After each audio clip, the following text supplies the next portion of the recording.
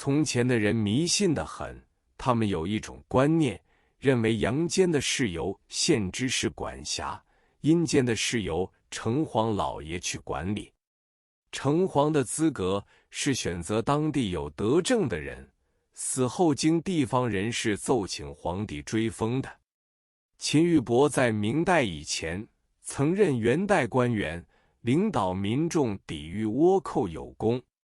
及朱洪武崛起民间，驱走元顺帝拥有天下，屡次征辟秦玉伯复出，秦坚不应命，朱洪武敕封他为上海城隍，兼赐护海公衔。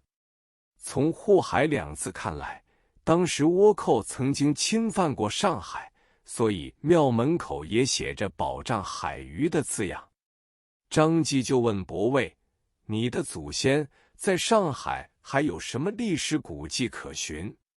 伯卫说，秦玉伯公晚年住在浦东阳京，那边还有一座玉伯公题字的小桥，桥边有一个秦玉伯庙，祖坟也在那边附近。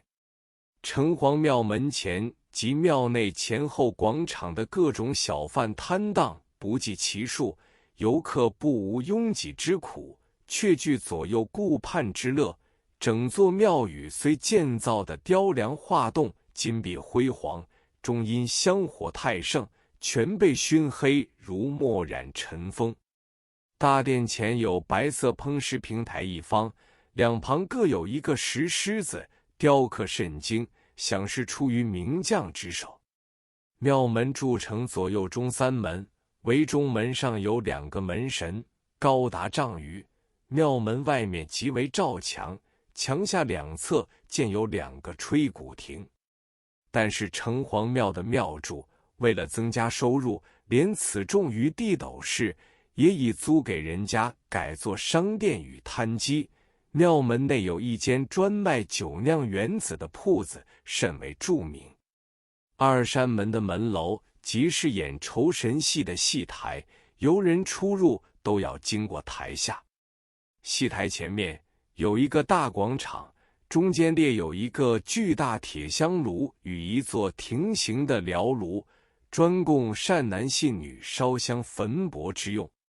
四周都是小吃摊，如桂花糖粥摊、油炸鱿鱼摊、糟田螺摊、鸡鸭血汤摊，不下30-50家。摊贩最老的一家为朱一品斋的百草梨高堂，吃客从极。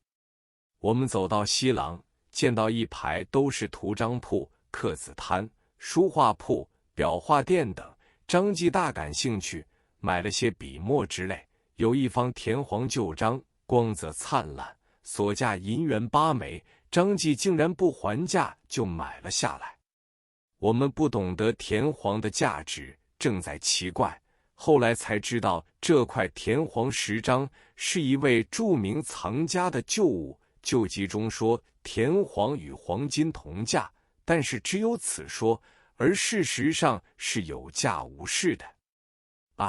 后来上海地产大王程林生喜欢收集石涛画和田黄图章，因此田黄图章的身价果然与黄金相等。我们走完了西廊，就到了城隍的大殿，只见无数人都在膜拜求签。我们仔细地看看四面的楹联石碑，于二门上眼见到顶上挂着一个大算盘，旁边刻着人有千算，天只一算8个大字之外，另一面在大殿外的屋梁上挂着2只木做的大船，帆桨俱备，这是象征秦玉伯公用此船出海与倭寇作战的。据说这2只船的底部长极湿润，有水滴下，说是秦玉伯公夜间常驾船出海巡查的。其实因为此船终日受人间香火和潮气熏蒸所致，种种传说不外是神话而已。庙大殿后的西侧有一个寝宫，俗呼内院，是秦玉伯公夫人的居室，平日是不开放的。伯卫和庙祝很熟，一经请求，庙祝就说：“你是城隍老爷的子孙，当然可以。”当即开门让我们进去参观。里面床帐被褥齐备，特别是许多衣冠都是明代的款式，而且里面还有城隍神夫妇俩的塑像，令人肃然起敬。大殿之外的西边有一个星宿殿，殿内三面陈列有金漆塑像60尊，高仅5尺，膜拜的人非常之多。每一个塑像的前面共有朱漆金字神主牌位，牌位上雕刻着甲子乙丑等字样。凡是符合这个干支年份的人，都要去进香礼拜。张继也找了符合自己年龄的金像，竟然也上了3炷香，并且口中喃喃有词，不知道他祈祷些什么。我们再走出来，朝北通路踱去，那里就是文昌阁，里面供奉着紫铜帝君，俗称他为文昌帝君。小孩子在入学启蒙之前，父母必然带他们去进香叩头，希望小孩子入学之后能多得一些智慧。但此间翻建楼屋后，巧不过的由前业工会所主办的一所小学校就在文昌阁的楼上，令人有闻风郁郁之感。